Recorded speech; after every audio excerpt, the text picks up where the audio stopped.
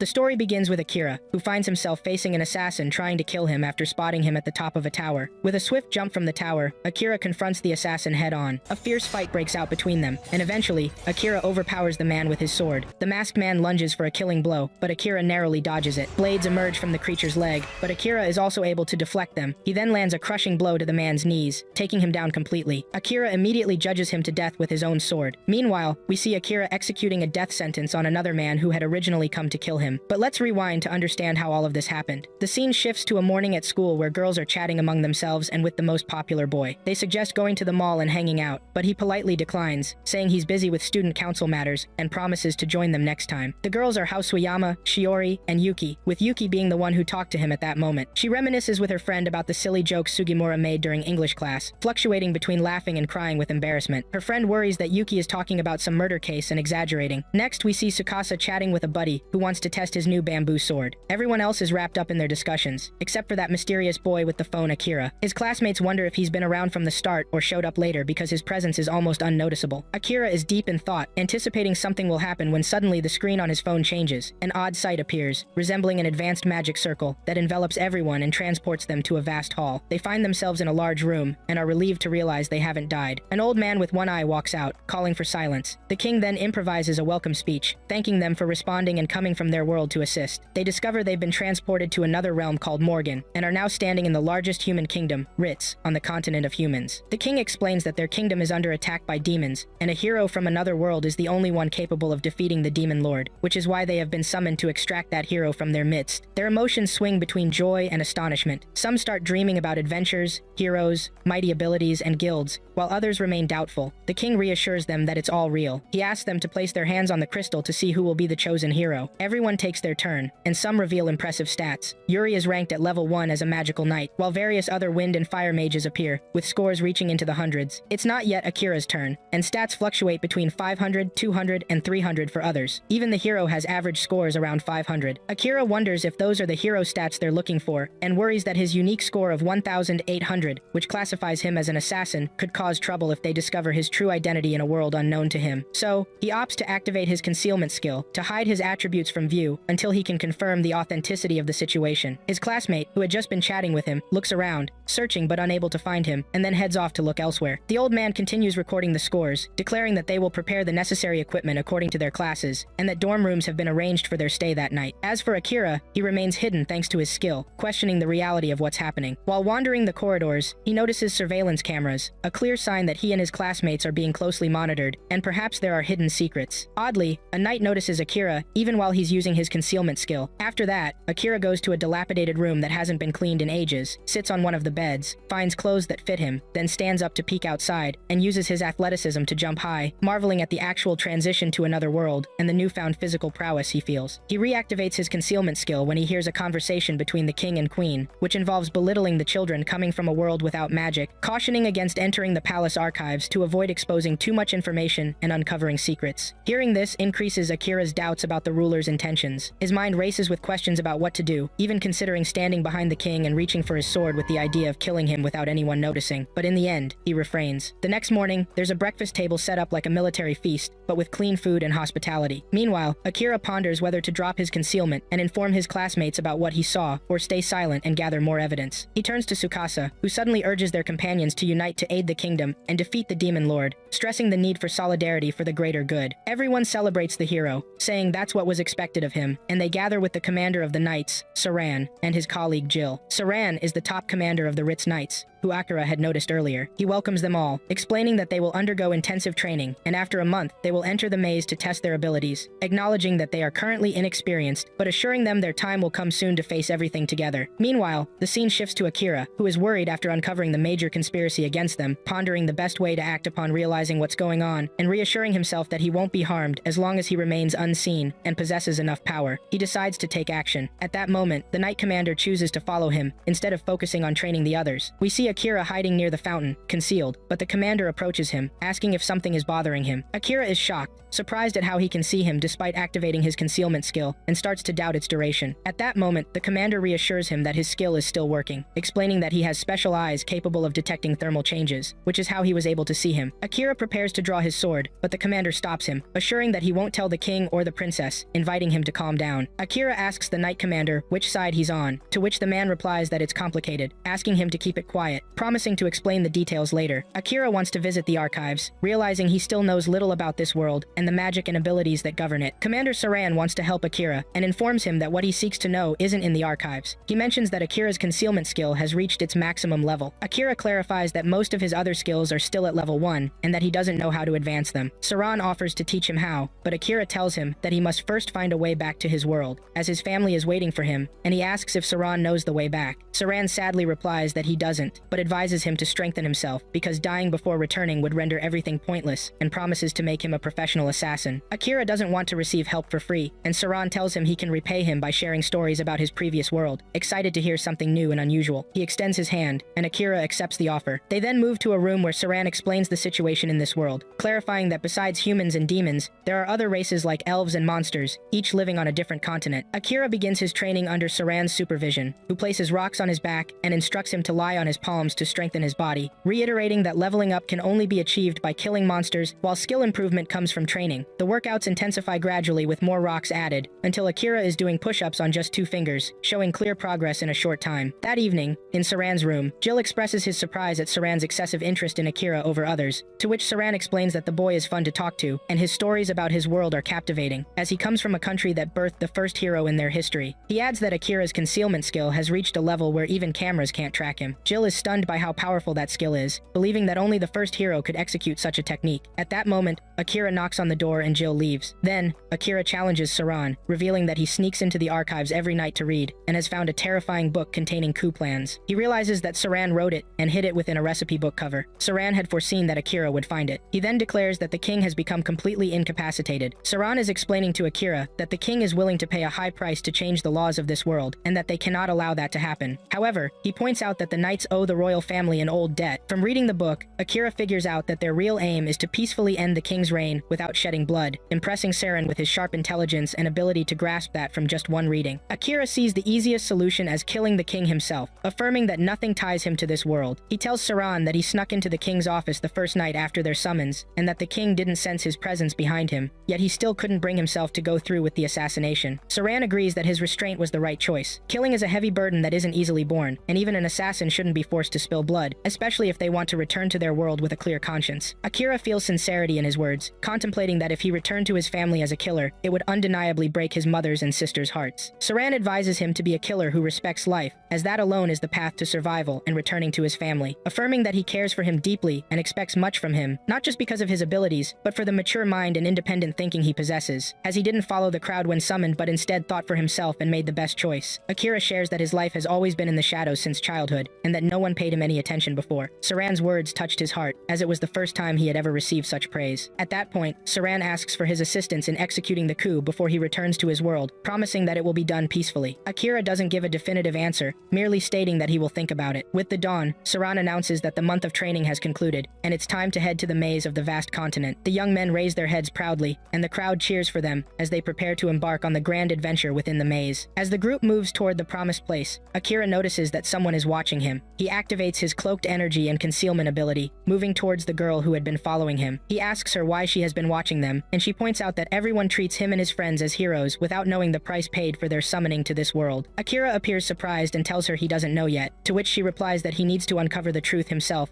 and departs, foretelling that this meeting won't be their last. The scene shifted to inside the maze they had entered to fight. The paths were filled with traps and dangers, and the young fighters began attacking the successive monsters, taking them down one by one. Akira attacked fiercely, measuring his movements precisely, then turned to Captain Saran, asking whether they should retreat or continue, worried about the lives of the younger fighters with them. The captain agreed and praised their performance in their first real encounter, then raised his sacred sword, unleashing a powerful light that cleared all the monsters in the corridor ahead. Everyone proceeded to the upper floor, only to be stunned by the sight of new, stronger, and fiercer monsters. At that moment, Tsukasa remembered the princess who had given him a smoke bomb to disperse the monsters in case of danger, so he used it immediately. However, to his shock, a massive creature, the Minotaur, emerged amidst the smoke, growling in the chaos. Everyone was astonished by the presence of this beast on the upper floors, as it was not supposed to appear there. Akira charged at it with strong attacks using his sword, but his weapon shattered on the first clash, leaving everyone stunned by the beast's toughness. Tsukasa tried to help him, but his arms were broken, and he could no longer move. Despite his pain, he mumbled that he was the hero and had to win to protect his comrades. Akira attempted to calm him down, but he refused to retreat, insisting on performing his duty. Akira realized that an evil curse had taken hold of his mind and body, drowning him in an irresistible despair, so he ordered one of his companions to break the curse immediately. The girl skilled in purification magic stepped forward and cast a powerful spell that gradually began to lift the curse's effects. At the same time, Akira continued to fight alongside his companions and Captain Saran, asking the captain to use what he had trained for. The captain agreed and activated his sacred sword, releasing a tremendous energy that struck the beast with enough force to shake the walls. Simultaneously, Akira activated shadow magic, blending his light with the darkness of the attack, signaling the start of the final blow against the Minotaur.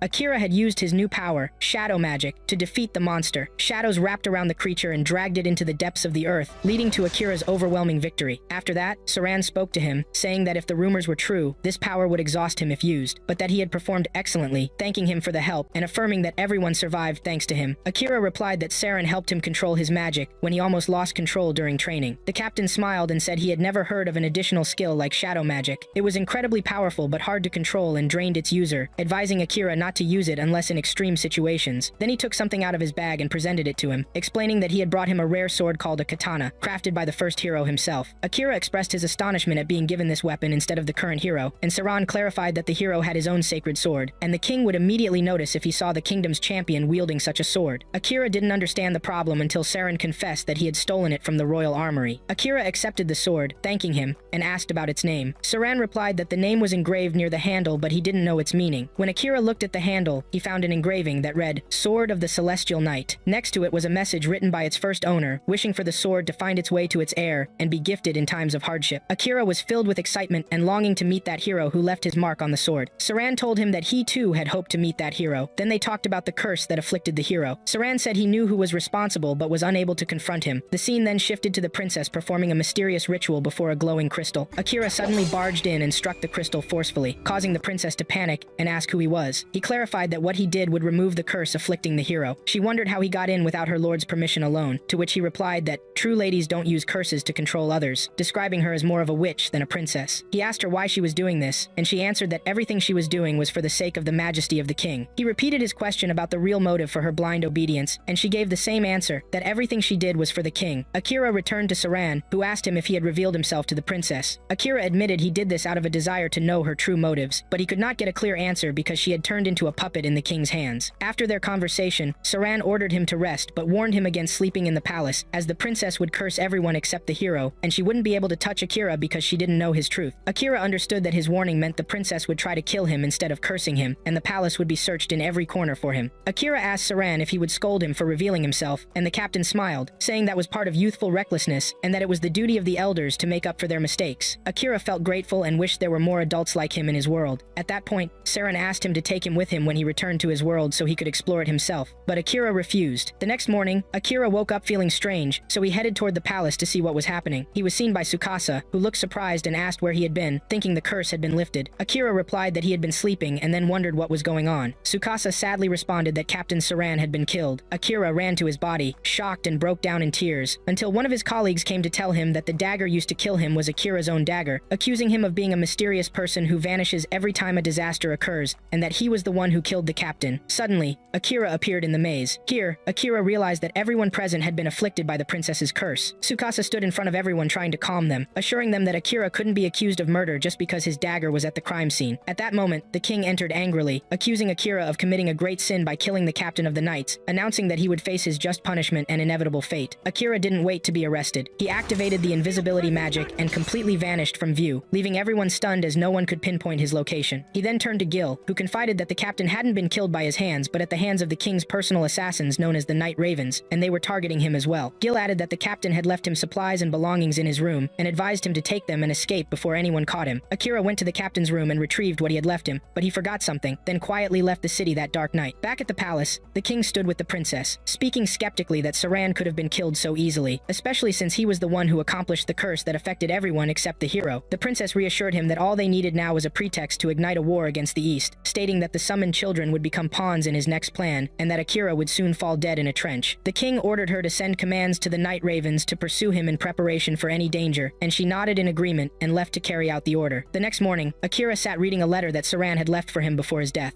The letter stated that if he found himself being chased, the best place to hide was one of the lower towers known for their limited water sources, urging him to plan carefully. He also added that the only way to raise his combat level lay within the mazes themselves. The deeper he went, the stronger enemies he would face. Akira recalled a previous conversation with the captain when he asked him why everyone didn't go to those mazes. He answered that the place was extremely dangerous, and that invisibility magic does not work against powerful monsters that possess extraordinary senses of smell and hearing. But he added that if he could raise his killing skill, he would be able to hide his scent, footsteps, and even thermal signature. Akira indeed headed to one of the mazes and began facing and killing monsters one by one, remembering the captain's words that reaching level 100 would grant his class a unique skill to help him survive in this world. To start, he needed to go to the Canton maze and face the monster bosses after every 10 floors. Following the captain's instructions, he attacked the consecutive bosses, then read the remainder of the captain's letter, which explained that once entering the boss's chamber, he wouldn't be able to leave it until one of the parties died, but if he prevailed, his abilities would undergo a significant transformation. Akira began his battle against the giant beast, exchanging blows and trying to fend off its massive attacks. Suddenly, he was struck by the snake's venom and then hit hard from behind, knocking him to the ground, and he shouted defiantly at death, assuring that even if he couldn't return home or avenge Captain Saran, he would fight with all his might. He gathered his last magical energy, then returned and attacked using shadow magic until he tore the beast into pieces, ending the battle at a tremendous cost. However, his body had reached the point of total exhaustion, and he collapsed to the ground, gravely injured, requiring the use of his emergency reserve of magical energy to survive. The events then shifted back to the palace, where Tsukasa was telling everyone that they had received orders to head immediately to the Demon King's territory, and that they were still in shock after Captain Saran's death. However, all his colleagues refused. Tsukasa thought to himself that what was happening must be a result of the princess's curse that Deputy Captain Gil had talked about. He decided to go alone, but after that, many of his companions wanted to accompany and protect him. He informed them that the king had personally ordered them to fight against the Demon King. Once they were out, a girl among them clarified that she believed they were safe from the curse because it nullified magic, and it became clear that Gil had a role in lifting the curse from one of the students, which led to this student breaking several protocols. He concluded by stating that he needed to communicate with Akira, admitting that he should have talked to him before disappearing, and that he had fallen short in supporting him, whether he was cursed or not. At that moment, the scene returned to the moment Asahina met Akira while he was working in that mysterious place. Akira was talking to Asahina in that quiet place, asking him not to tell anyone about his work there because he had seen him by chance and didn't want anyone at the school to know, especially his younger sister Kika, who was in her first year. Asahina smiled in surprise when he learned she was his sister, considering it a beautiful coincidence since his sister was also in the first year and a friend of Akira's sister. Akira suddenly woke up from his sleep, realizing he had been dreaming of his friend Asahina, wishing him safety and hoping that his mother and sister were well. He noticed he felt no pain, checked his condition, and found that his powers had significantly increased and his energy was nearly full, despite the previous fractures that included 3 ribs and the spread of venom in his leg. He was also surprised that the shadow magic, which was at level 3, and the related additional skill had increased by 2 levels just from using them once, and he felt that controlling them had become easier. He didn't fully understand what was happening, but realized that all he could do now was continue to move forward. He left his place, and soon encountered a massive slime monster, attacking it and causing it to explode, revealing the body of a stunningly beautiful girl. From her features, he could tell she belonged to the elves, and was the most beautiful he had ever seen in his life. It occurred to him that it was time to try that strange skill, so he activated a new feature from his distinctive eyes that allowed him to see the world differently, but he couldn't handle it, and stopped immediately after almost losing his sight. He realized that this ability was extremely dangerous, and should be avoided unless absolutely necessary. At that moment, the elven girl collapsed unconscious, but fortunately, she was still alive. He looked at her quickly and saw that her vital energy had dropped to just 2%. When she regained consciousness for a moment, she asked where they were, and he told her they were on the 75th floor of the maze. But before he could finish talking, she fainted again and fell into his arms with a high fever. He carefully carried her to a nearby shelter and began trying to treat her. When she woke up, she found herself in a warm place, with Akira preparing food for her. He invited her to drink some fluids, and she smiled sadly, saying that hunger kept her from sleeping. He offered her hot food, which she ate gratefully, thanking him for his complete care of her. He smiled, explaining that he was used to it because his mother was always sick and he had to take care of her himself. She raised her gaze toward the wall and saw writing on it, asking him about it, and he told her it meant the number 69, explaining that he recorded the floor number each time to track his progress. She was surprised because she recalled him saying earlier that they were on the 75th floor, so she asked him why he had gone down again. He explained that this place was the closest water source, and that he had brought her there specifically. He then invited her to sleep to rest. The girl calmed down and revealed that she belonged to the royal family, and that no one one had ever treated her with such kindness before. She then peacefully fell asleep next to him, and soon both of them sank into a deep sleep. They then went to the cave for a new battle where they faced a huge troll. Akira asked her why she was accompanying him despite her recovery, advising her to find her own way. She replied that she was coincidentally heading in the same direction. At that moment, they entered a spacious hall, but the surprise was the appearance of a giant dragon before them, rushing towards them at an incredible speed and attacking with its fiery breath. Akira activated the presence detection skill, but it failed because the dragon was tracking his magical energy directly. He took a heavy blow that knocked him to the ground, and just as he tried to get up, the dragon charged at him again. He gathered whatever energy he had left, and used that mysterious latent ability within him, delivering a decisive blow that pierced the beast's defenses. Moments later, strange light began to radiate from the dragon's body, illuminating the entire place.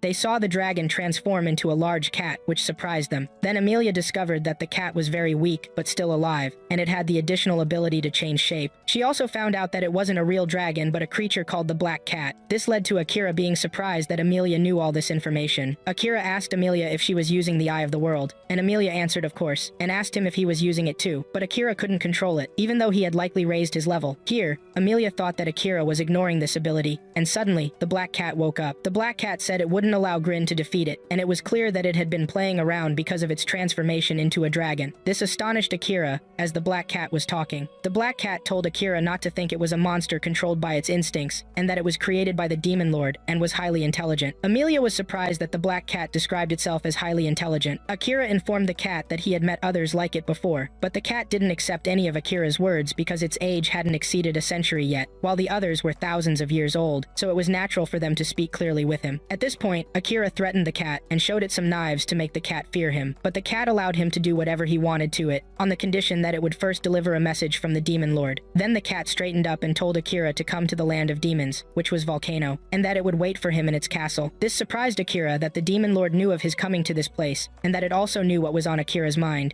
However, the cat told Akira that it didn't know what the Demon Lord was thinking. Then the cat lay down on the ground and asked Akira to kill it, but Akira refused. He couldn't pass through the great door without killing the maze leader first, but Akira also refused because he loved cats. The cat thought that Akira was mocking it, but Akira confessed that he loved it a lot and that it was good for him to talk to it. However, Akira wondered if there was something else that could allow him to pass through the door without killing the leader, and suspected there was another secret in this place. At that point, Amelia spoke, saying that, of course, there was another secret, which was that Akira could make the cat his pet, so it wouldn't be a leader anymore. But Akira needed to perform the rite, which had to be for someone who could control magic perfectly. The cat thought that this was impossible for Akira, but Amelia believed that Akira could do it because he was the hero of the legend and could perform the rite. However, Amelia didn't know if he would succeed or not. Then she asked Akira what would happen if he failed. The cat answered that one of them would die or both, but the cat told Akira that it didn't care about this, which made Akira feel angry that the cat didn't care about its own life. He insisted on performing the rite, but Amelia asked Akira why he didn't care about his life.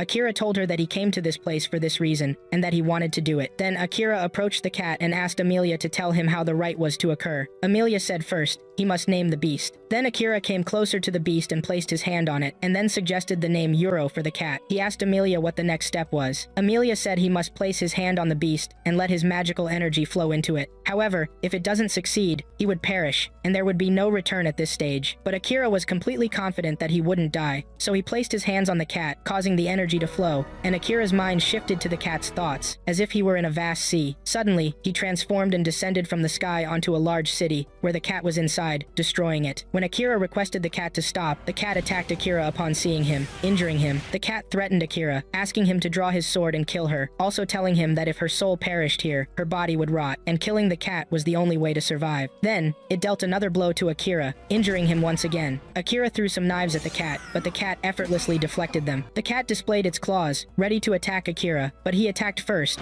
killing Akira, which astonished the cat, who thought Akira was going to kill it. However, Akira told the cat that he didn't want to kill it, and Akira also believed that the cat didn't want to kill him. Since the cat was a monster, and there were no rules saying that monsters had to kill other races, Akira asked the beast if it was tired of living that way. He also told it that he would watch over it, and would ensure that such destruction would not happen to it again from the inside. This led Akira to tame the cat, and it became Akira's follower. Then a light appeared for them once again, and he returned to the present. Akira almost fell, but Amelia supported him. Akira then placed his hands again on the cat, resulting in a bond marking between them. Amelia told them that this was proof of their souls being connected, expected. After that, the cat told Akira that it had become interested in where life would take it. Akira told the cat that he was Akira, its master from now on, and that he named it Yuro, which delighted the cat with its new name, and it pledged its loyalty to him. Amelia also introduced herself to Yuro, and Yuro greeted Amelia and told her it would respect her as she was the friend of its master. Then, a portal appeared, and the maze acknowledged that Yuro was no longer a leader from now on. Akira wanted to move forward, but he stopped because Amelia had not yet recovered and couldn't go with him. The exit would not disappear if they didn't use it. Amelia suggested they spend some time chatting, and Yuro agreed to this so they could get to know each other better. Then we move on to the rest of the warriors, and Sato was amazed to see a large city like Yamato. One of them believed that this city was founded by a former hero. After that, they moved to a house where the girls changed their clothes while the others sat at the dining table. They enjoyed very happy moments together while eating. After they finished, Sato told them that they need to look for a job because the money they had started to run out. One of them suggested that they become adventurers to earn money. Sato thought this was a very good decision, also suggested that they should learn more about this strange world, and they need to bring some books to know more about it and the people living there. The fastest way to return to their world is to kill the demon lord, and since they were summoned by the princess and the king, they must also know how to bring them back to their world. Therefore, they should talk and negotiate with them. If they became heroes, the situation would be easier for them. Then Shiori reminded them that the rest of their colleagues are still in the palace, but Sato told them that once they gather enough money and information, they will set off to the demon continent. However, Asahina wanted to find Akira first, because without him, it would be difficult to face the demon lord. He knew that Akira had a lot of power to stop him. Some colleagues agreed with him, but others believed that he was the one who killed Saran. However, Asahina defended Akira and told them that the curse was controlling them. Yet Yuki always saw that Akira did whatever he wanted on his own, and wondered if Akira would cooperate with them or not. Shiori asked Sato about his opinion on Asahina's suggestion regarding Akira, since he is their leader and should voice his opinion. However, Sato knew well that Akira was strange to them, and had no doubt that he was stronger than them, but he didn't expect him to cooperate because Akira had been Sato's classmate since kindergarten, and he hadn't recognized him until now. Asahina confirmed Sato's words, since he had also been with them, and knew well that Akira didn't understand teamwork. Sato then told them that the Holy Sword was the only one capable of killing the Demon Lord. Thus, coordination would be the key to their success as a team. Therefore, there is no reason for Akira to comply with that, given the vast difference in power between them, so they must cooperate with him to keep up with their power. Thus, Sato decided that they would wait for Akira, and that they would train on the surrounding monsters upon his return. Then Sato asked the team if they agreed with this. This led to everyone in the team agreeing with Sato's decision as their leader, which made Sato very excited. Then we move on to Amelia, as she tells her story to Akira, explaining that she was escaping from her homeland. However, she was injured by one of the soldiers with an arrow in one of her legs, causing her to fall and get captured. She was surrounded by soldiers who almost killed her, but she used her slime to escape during the day, and got swept to the riverbank, where she was swallowed by her slime. When she regained consciousness, she found herself in front of Akira, and she was grateful for the slime since it was the reason she met Akira. However, Akira did not agree with this and told Amelia to return to her homeland, but Amelia completely refused. Akira discovered that her little sister was the reason for all this happening to Amelia, but the matter was complicated for Amelia. Also, Akira knew that when it came to family it became very complicated, but the matter would be resolved later. Then he told Amelia that he also had a little sister, and remembered a time in the past when he brought a gift for his sister, but she felt angry because he had been working extra hours to buy her a present. Then their mother came to them and told Yui, Akira's sister, that Akira did that because he loved Yui, which made his sister agree this time only. Then he returned to the present and told Amelia that family is preferred no matter what happens between them. Yuro asked Akira if he was from another world. Then Amelia asked Akira if he missed his mother and sister a lot and did he want to see them or not. However, Akira missed them very much and wanted to see them badly, but he had to do something first. Since he wasn't a prominent person in his real life and had always been hiding from existence, hiding his presence was one of his abilities. Nonetheless, he had found one man who taught him how to survive in this world, and he was killed by those scoundrels. He would have been alive if it weren't for his involvement with him, and he would not return home until he avenges Captain Saran. Feeling deep anger towards this, his slime manifested, but Amelia called Akira to wake him up, and Yuro saw that he was very thirsty for blood. Then Yuro asked if she meant Saran, the captain of the knights, and did Amelia also know him well? However, Akira wanted to pull them out of the hard times he was going through, and began to play with the cat to lift their spirits. But the cat asked him to take things more seriously. Then Amelia requested to do the same and play with the cat. They hugged Yuro, and Akira told Yuro that he really loves cats. He wasn't joking. Amelia also admitted that she liked cats too, but Yuro asked them to take things seriously because if one of them died, Akira told her that the other would die because their souls were linked. But here, Amelia felt jealous and told them that she envied them. Akira told her that he was the one who was linked to Yuro, and Amelia quietly said that she envied Yuro for being linked to Akira, but Akira didn't hear what she said. Then Yuro felt sleepy, and after that, they moved to the instant transfer circle. Akira asked Yuro where this transfer would lead them, but Yuro didn't know because in their world, very few demons knew how to create magical circles. Then Akira promised that once he finished his mission, he would visit the demon world and ask them to make one for him. He would tell the demon lord that Yuro had completed her mission perfectly. Then Amelia told Akira that the blue circle could take them wherever they wanted, and if 10 people used this circle, it would respond to one of their wishes. But Akira thought that if Amelia's words were true, he wouldn't know where they were heading unless they arrived. However, Amelia didn't care where they went as long as she was with Akira. Akira jokingly said to Amelia that since she hadn't felt hungry in his presence, had she? Then they entered the circle. Akira remembered his family and had the idea of returning to them, but he quickly dismissed it from his mind. Then they teleported and found themselves in front of the sacred tree in the land of the Thousand, which caused sorrow to appear on Amelia's face because she didn't want to return to her homeland. They had teleported from a very distant place, and there was one of the 1,000 above the tree, watching them, and shot arrows at them. But Akira saw him clearly, and saved Amelia from being hit by an arrow. Then another arrow was shot at them, but Akira intervened at the right moment, and managed to fend it off. He then immediately teleported to the archer, and ordered him to not move lest he cut his head off. Then Amelia and Yuro approached to check on Akira, and found him cautious of the elven archer. However, Amelia was aware of the archer, and his name was Liam. Liam then told Amelia that he came to check on the situation due to that great glow, and he found the criminal who abandoned her land, and also told her that she no longer belonged to them, and had no place among them. He asked her to flee again. However, Akira directed a blow to Liam that caused him to lose consciousness because he hated blabbermouths like him. Then Amelia thanked Akira, but Akira told Amelia that the time had run out and that they were surrounded as a large group of elven soldiers appeared. Then Amelia's younger sister also showed up, vowing to her and telling Amelia's little sister, Kelika, that she couldn't believe she had come back to her homeland and that she would pay for the mistakes she made against her. Then Akira's thoughts aligned with Yuro's, and he thought that this was a family dispute that crossed boundaries.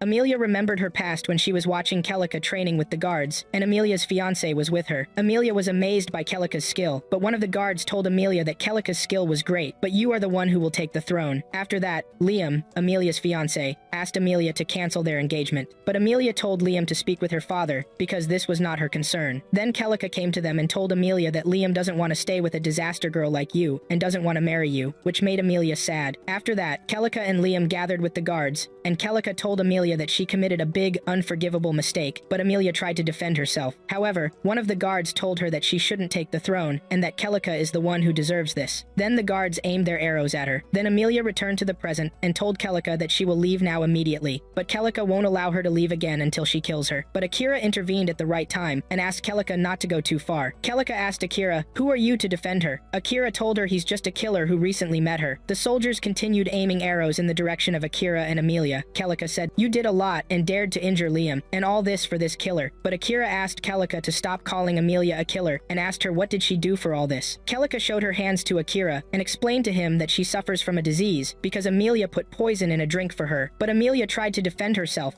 and told her it was medicine, but Kelika didn't believe her. Then Kelika said to Akira that she's very thankful to him because he brought the killer here. She approached him to thank him, but Amelia asked Akira not to look into Kelika's eyes so he wouldn't be affected by her magic. But it already happened, and Kelika said to Amelia that she succeeded in influencing his heart and that he's now her follower and that she's now alone. But Amelia felt very angry and screamed at Kelika and asked her to leave Akira alone because he has nothing to do with this, which surprised Kelika because it was the first time for Amelia to scream at her. But Amelia continued screaming at Kelika, but Akira asked them to stop and that nothing happened to him, which surprised them. Yuro said that Kelika's magic doesn't affect those who possess a very high rank, but Kelika doesn't believe there's someone stronger than her. But Akira told her to speak comfortably until he reveals the trick she fabricated against her sister Amelia. It was hard for Akira to believe that Amelia was capable of lying, but Kelika ordered the soldiers to kill Akira immediately. When the soldiers got ready and Akira was about to use his power, Amelia's father came from afar and asked the soldiers to stop. Kelika was surprised by his presence. Then Amelia's father asked, "What's happening here?" Then one of the guards answered Amelia's father's question, but the king interrupted the guard and told him he didn't ask him to speak. Then Amelia's father asked Kelika, "What's happening here?" But Kelika didn't expect her father to return early from his inspection, but her father told her work brought him back, then asked her again what's happening. Then the soldiers said that Kelika didn't do anything, and that Amelia is the one who planned to kill Kelika. But her father knew that Kelika was affecting the soldiers with her magic, and asked her to cancel this magic immediately, and threatened her with punishment. Then he moved toward Akira and Amelia, and told Amelia that he will make Celica apologize to her and atone for her sin. Celica felt very angry too. Then he apologized to Akira because Celica attacked him with a large number of guards and asked him to leave when his work is finished. But Amelia explained to her father that Akira is the one who brought her here and helped her before. But Amelia's father doesn't accept the presence of another race in their country, whatever their reasons. But Amelia told her father that she will leave with Akira if he can't be present here, which angered Amelia's father when he heard this. He told her she shouldn't leave anymore because she's the one who will lead the kingdom after him. Akira saw that it's Amelia's right to decide what she wants, but Amelia's father asked Akira not to interfere because he's a stranger to them. But Akira told Amelia's father that he's indeed a stranger, so he can't follow his orders. He told Amelia's father that he's capable of protecting Amelia's wish, whatever she wants to do. Then Liam woke up from his consciousness and apologized to the king, Amelia's father, because he was defeated by Akira. Then the king said to Akira that if he's serious, he will enter into a duel with him, and the winner is the one who will make the decision. He told him that he will fight Celica on his behalf, and the duel will be held under the sacred tree. Then they headed toward the sacred tree. Amelia apologized to Akira because she got him involved in this matter, but Akira told her that he's the one who interfered in her affairs. Then Akira asked Amelia about the story of the disaster child. Then she said there's a legend among the elves, which is when twins are born, one of them won't resemble their parents and will be a disaster child who brings shame to their country. But Yuro said that long ago. Didn't they settle the matter that killing the cursed twin is just a myth? But Amelia doesn't have the same eye and hair color as her parents, and this is true. But Yuro doesn't believe that the closest people to her should call her by this title. No doubt that Celica knows the harm she causes. But Akira saw that Amelia's eyes and hair are extremely beautiful, which surprised Amelia. Then we finally moved to the sacred tree. While they were preparing to fight, Yuro said to Akira to use concealment of presence. But Akira told Yuro that he won't use it and that he will win a big victory. Amelia said to Akira that Celica is the best warrior among the elves and warned him about her. But Akira sees that Amelia values Celica a lot. But Amelia was the closest one to Celica and knows well that Celica developed herself a lot because she's her younger sister. On the other side, the king asked Celica to prove her worth as a member of the royal family. Celica confirmed to the king that she will accomplish the mission. After that, Celica drew her sword toward Akira, but Akira didn't do this. Akira thought he could kill her without drawing his sword, but Akira told her he's afraid to kill her. But Celica told him, if you want to show your sword, it will be when I regain my father's trust in me again. Then Akira called out to Amelia and told her she showed interest in him before, and told her when he wins, Amelia will do as she pleases. Then the king asked them to get ready, then asked them to begin. Then Celica directed several strikes at Akira, but she couldn't hit him. But Akira also succeeded through his speed in pushing her. Yuro saw that Celica is very amazing, but not at Akira's level at all. But Celica felt that Akira was mocking her, which led her to use wind magic. She merged it with her sword and directed several strikes at him, but Akira dodged all the strikes and succeeded in directing a strike at her, which caused her to fall to the ground. He succeeded in reaching her too, and placed his sword on her shoulder and asked her to surrender again so she doesn't die.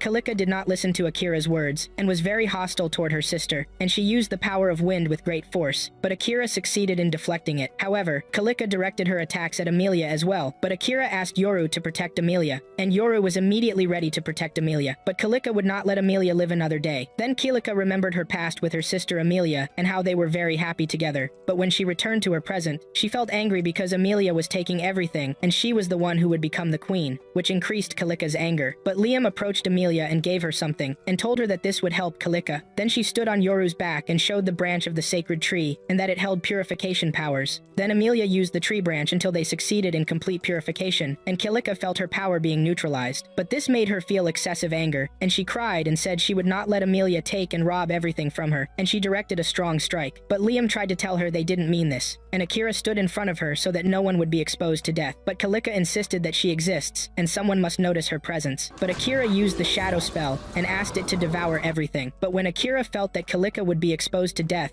Akira asked the shadow to devour him instead. And when he did this, Celica attacked Akira, but Akira deflected her with all his strength until Celica fell to the ground. Then Akira said to Celica, "You said no one notices your presence, but you don't see those who notice your presence." Then Celica asked Amelia, "Did you come to mock me?" And that she thinks Akira is stronger than she imagined, and that she also lost her ability. But Liam told her she was wrong, but Celica told Liam that he returned to Amelia quickly as soon as he regained consciousness, and that he was the one who helped her free everyone from her power. But Amelia told Celica that Liam was not not under her influence from the beginning, but Kalika thought Amelia was lying to her and asked them to tell her what her punishment would be now. Would she be exiled or executed? But the king approached them and told Kalika that he is the one who should be punished, because he is the one who took everything from her, not Amelia. But Kalika asked the king, "Why are you saying such words?" But the king got closer to Kalika to restore her memories. Then Kalika remembered when she was training to swing the sword with Liam, but she wanted to train more alone and went to a labyrinth, and there was an evil woman there who told Kalika that if she wants to increase her power, she must kill the labyrinth's monsters, and gave her a golden ball and told her that this ball will show her a monster that helps her kill the labyrinth's monsters. And when Kalika entered the labyrinth, she threw the golden ball, which led to the appearance of the labyrinth's monsters, the golems, which frightened Kalika greatly. Then Kalika attacked the monsters but was pushed by one of the monsters and fell to the ground. But Kalika fled and left the labyrinth. But there was also a group of monsters waiting for her outside. But Kalika had to kill them so they wouldn't expose people to death,